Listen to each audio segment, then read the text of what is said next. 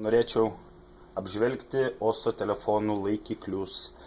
Turime 4 modelius, tai yra Dash Grip X, Smart Plus, Push CD ir Quick Grip, bei 2 telefonus, išmaniuosius telefonus. Vieną su dėkliuku, kitą be.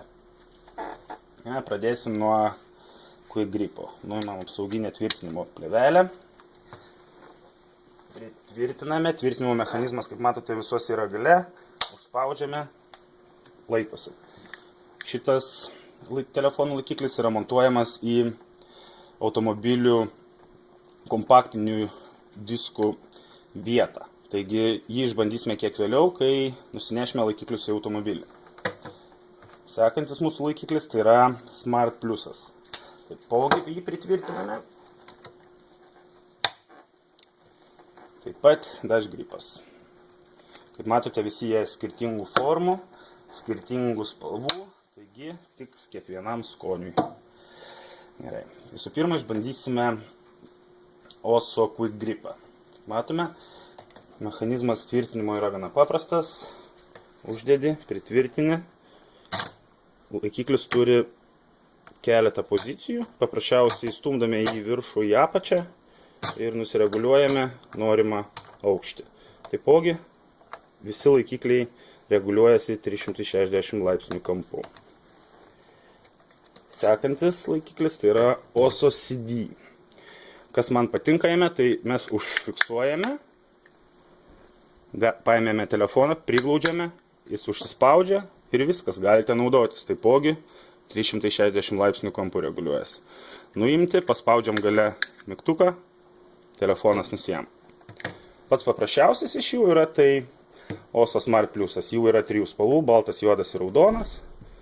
Kiekvienam pagal skonį, kaip jau minėjau.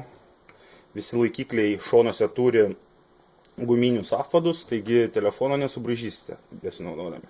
Paprasčiausiai statome ir viskas, telefonas patogioje pozicijoje. Taip pat kiekvienas laikiklis turi fiksatorių, kuris įtvirtina poziciją, taigi, kad nesusikinėtų.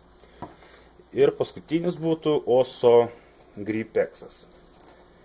Matome, yra kitokia forma jų. Taip pat užtvirtiname. Gamintojas sako, kad juo naudotis galima viena ranka. Na, mes ir išbandysim dabar įtvirtinti telefoną viena ranka.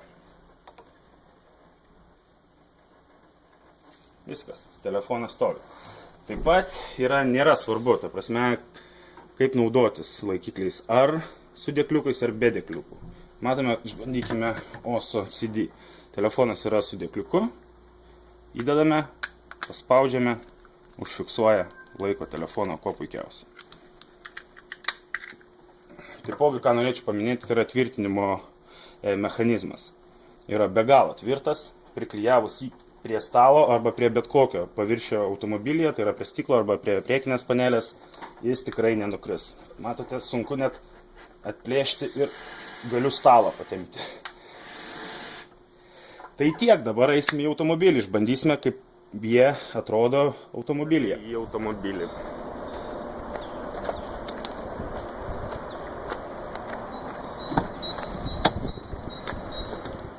Nešėm visus laikiklius į automobilį.